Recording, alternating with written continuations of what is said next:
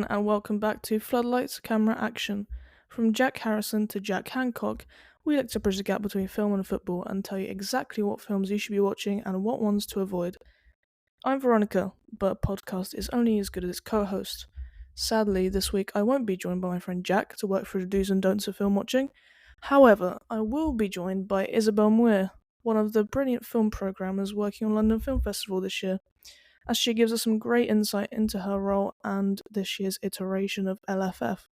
So I hope you enjoy our chat. 69th BFI London Film Festival will be taking place from the 8th to the 19th of October at venues all across London and the UK, and tickets are now available on the BFI website, so be sure to check that out. And for now, enjoy my chat with Isabel.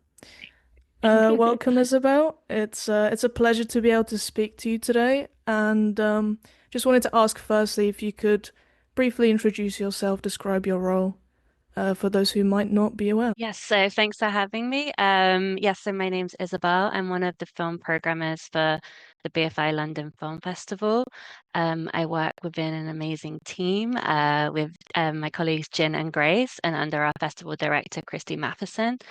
We also work with a selection committee who contribute to the festival program, but we work throughout the year to research films, view films at film festivals, track films, build relationships with sales agents and production companies and filmmakers to see what will be available to play when it comes round to our festival.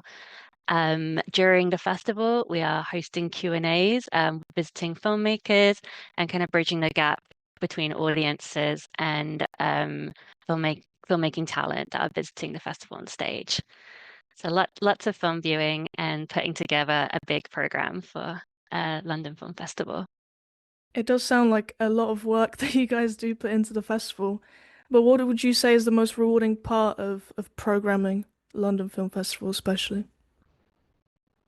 Yeah, there's so many rewarding areas, like so many aspects. So I think the best thing for me is that we are a audience-facing film festival. So to be able to offer these moments for UK audiences to engage with films from all over the world, as well as anticipated titles, and to have those kind of preview moments to be able to see films before anyone else. There's something very special about being able to see a film early in its release, before everyone else, and being part of that kind of conversation. Um, I think there's a really great moment that we're able to support UK talent, based talent, and be able to kind of give them a platform and to showcase kind of UK people, directors and filmmaking talent that we're really excited about. But there's so many rewarding aspects. I think something for me is like having the filmmakers visiting and being able to see the kind of conversations that come out of their films and the questions that audiences ask here. The London Film Festival audience is very enthusiastic and very engaged. So there's always so many questions, and it's really lovely for filmmakers to be able to like receive that kind of attention, like kind of have their films received in this really interesting way. So, You mentioned there that you kind of try and highlight UK filmmakers every year. When selecting the opening closing gala, does that mhm. ever come into consideration? Is that one of the biggest factors that you guys consider?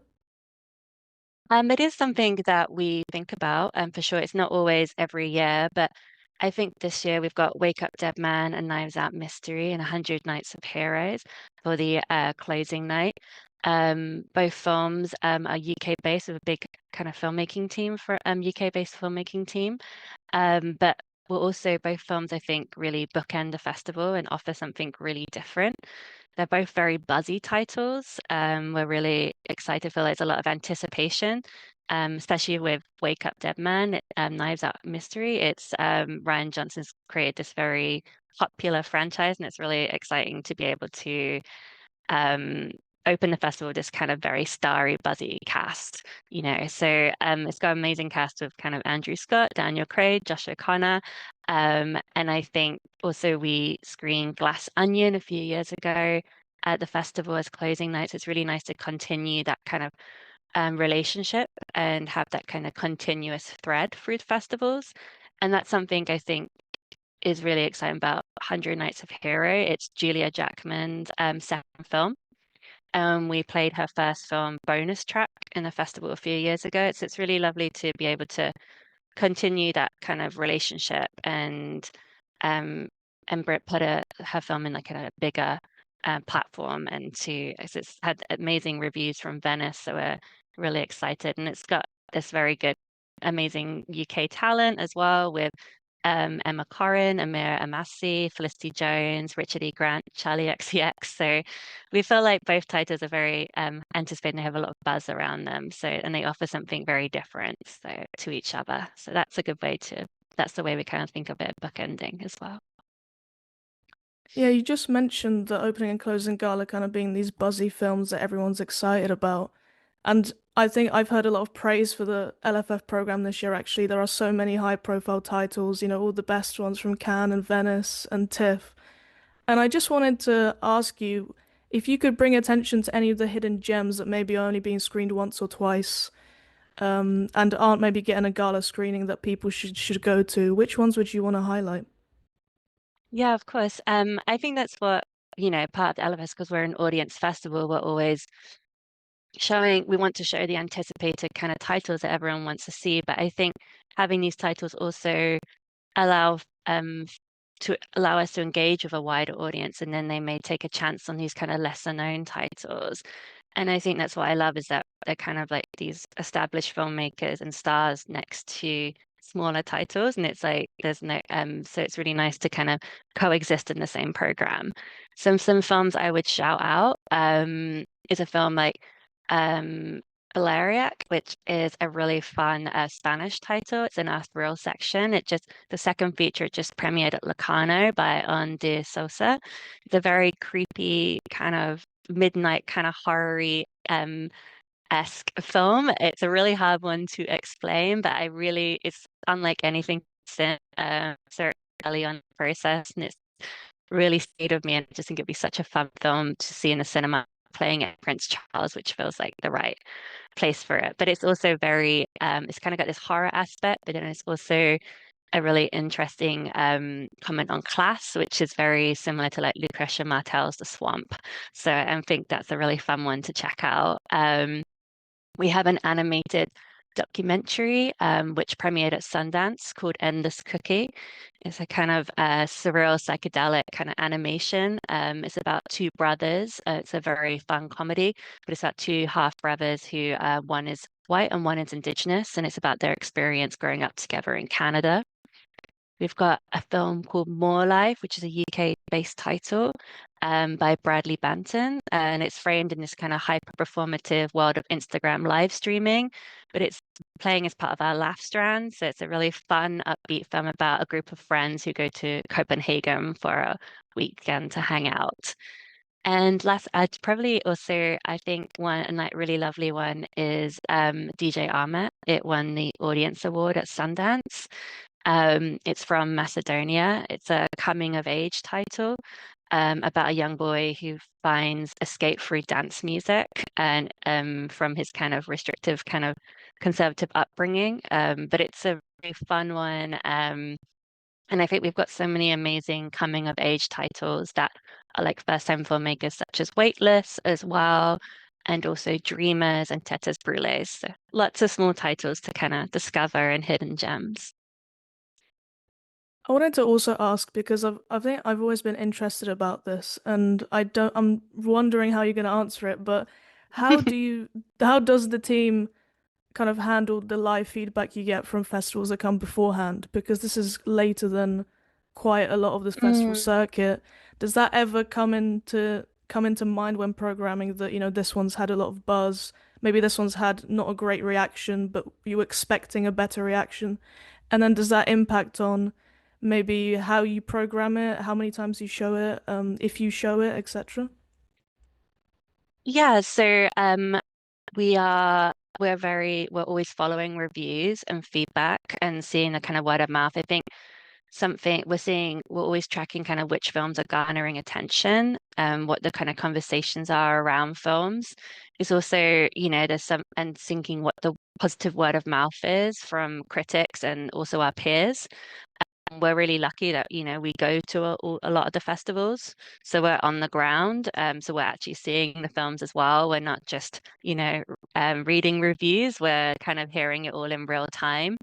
So I think that's we're kind of very responsive in that way. But it's always interesting, I think, also, you can think about what you think the key titles are going to be, and then once you're at the festival, there's always like this breakout film by an unknown or someone early in their career. So I think it's really helpful to be aware of the kind of conversations and the themes and the trends and the kind of what's going on. So we're very clued in, but I think what's important is that we're at the festivals as well and being part of that conversation as well.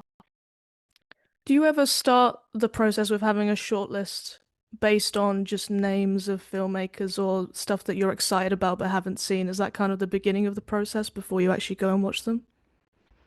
Do you mean when we go to festivals and Yeah, like stuff? before you go to a festival, kind of do you just have a shortlist and how do you try and predict? I guess it's really hard to predict what's going to be coming out of there with the best word of mouth, but how do you Yes. how do you make that kind of shortlist of what you're going to see? Well, I think so. We're really lucky. So obviously we work in a team. So we have a lot of coverage of there's a lot of us will watch films. So we're covering a lot of the program ourselves just within the team. But we're already in touch with a lot of sales agents and distributors about films. We're having a lot of these kind of conversations before we even go to a festival as well. I think we're also looking at the festival in terms of what do we already have in the program? What's missing? What audiences are not being catered for? Who are in terms of whether that's perspective, also genres and textures of the program, types of filmmaking, experimenter, documentary. So I think it's something we're always thinking about the bigger picture of what would be really what we're looking for and what's missing from the program, or what perhaps complements it as well. Yeah, kind of carrying on with this kind of vein of Mm, what you look for when you're watching these films.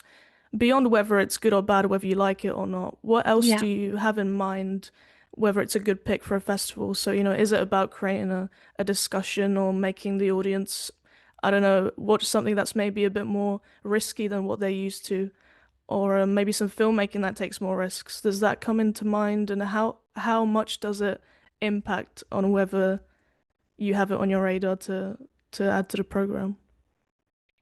Yeah, I think, I think beyond, yeah, whether a film is good or bad first, it's not about our taste. I think it's always thinking about as I said, like the program as a whole. We're often looking for things we haven't necessarily seen before or that feel fresh or exciting, especially with kind of new voices. And especially with like kind of, yeah, early films and new debuts. I think we're always thinking about what's missing from the program in terms of, as I said, like with genre, voices, perspectives, maybe for territories around the world. We want to have like a global mix of titles, but also to kind of make space also for UK-based talent. So there's lots of kind of factors why it's all about the positioning of the film, whether, there might be stars attached and we know there's an audience for that, or it might feel very timely, the kind of conversations around the film, or we've screened films in the past that maybe perhaps have a similarity and we know that it did really well with audiences. So we're always thinking about kind of like as a whole, I'm thinking how audiences react, and that's the thing. We can do as much as we can, but sometimes audiences surprise us, and it's really interesting to see what they go to see, what sells out fast, and then also the kind of conversations that are taking place during the Q&As and what kind of things audiences are interested in. Do you track a lot of the data from previous festivals to maybe try and predict, I don't know, use maybe comps for something that Hmm. might come up in the future and try and predict actually this did really well because of, these factors and then this one's quite similar in these ways. Do you kind of use data to try and predict what's going to work? Yes, and I think also thinking about how we're really lucky we have so many amazing venues that we work with across London, and they're all very different capacity in terms of seating. So we're thinking about in terms of audience prediction. But I think there's certain filmmakers that have performed really well at at the London Film Festival, but also some of it is not so based on data. And we're also just thinking about like certain years, there'll be lots of amazing films from a certain territory that we haven't perhaps had before. Like this year, we have a really strong lineup from Italy, and that's kind of like which perhaps more than in previous years. And that's so sometimes it's kind of more responsive to what the trends are in programming, what's doing really well, what have been well reviewed, what's being like particularly exciting that time of year as well. Do you think there's a film or maybe multiple films this year that you think are those kinds of films that are going to create a conversation that the audience is going to come out and start some sort of discourse with their friends or with others? Is there anything that stands out as, this is what people are going to talk about this year? Or is that hard to predict as well?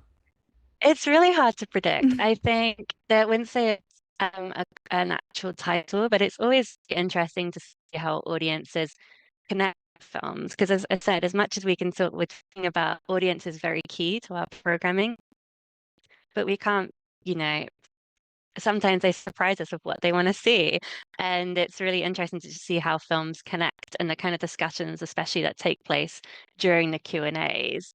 Um, Especially yeah, just to see what kind of it's really hard to predict, but I think something that's really exciting is like being able to offer these previews and offer UK and London based audiences a chance to see a film very early in its release. And some films will have our world premiere, so it's like they're gonna try and they can have their own like opinion, they're going like, in real time, and it's something really exciting. I mean, I'm sure you've had it when you go to film festivals and you're one of the best audience members, and it's such a fun to have be able to have that discussion with your fellow um, audience members, people you're with and your peers. So, audiences can be unpredictable in like, what they're kind of drawn to. So And you spoke a bit there about audience and audience behavior. Have you noticed it change over the past few years as a festival programmer, and does that affect your approach to programming this year or future years? I think something that we're very encouraged by is that for last year at LFF, it was our most successful edition in terms of attendees. We found that audiences were really engaged. They were very daring. The audiences at LFF, they were coming back for a range. They were buying tickets for a range of films. It wasn't just a certain area of the program. There was a real they wanted to see, lots of films from all over the world, lots of smaller titles, bigger titles. So that's really, really positive. And I feel those audiences are coming back as well. It's been really encouraging to see people wanting to take a chance on films. And I think that's something that's so special about film festivals is because it just feels like this event and being able, we're having visiting filmmakers and to be able to see a film early in its release, but also in this range of venues across the UK and in London, and to be able to like see the films together in this big communal going activity, I think is really encouraging to know that audiences want to still do that. Yeah. And in terms of, because obviously you watch an incredible number of films, I'm sure, every year, um, how do you keep up your passion for film while maybe, I don't know, avoiding or maybe not avoiding burnout and just dealing with that? Uh, how do you do it? I get asked this a lot, actually. Um, we do view a lot of films. We all view films also in our spare time, as in like just because we love film. So I just think it's an enormous privilege, this job, in order to like see new work from filmmakers. I think what's really key is that we work as a team. And so it's really nice to be able to discuss films and to have discussions around the work and the films, and it's really exciting to find films, especially during the submission process, or to see films at festivals that really blow you away. Or films that you have disagreements with people and have those kind of conversations, and it's the idea that it's sparking discussion.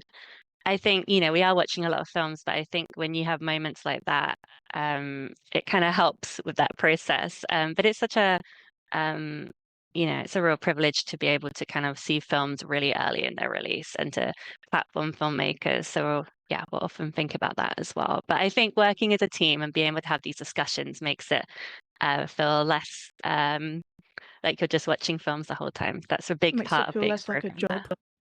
Yes. Yeah.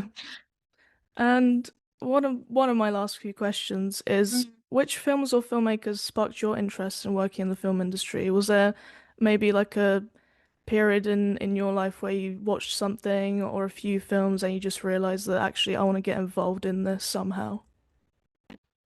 Um, yeah, so I'm very lucky. My mum, she doesn't work in film, but she's a big film lover. So we would always have family viewing nights.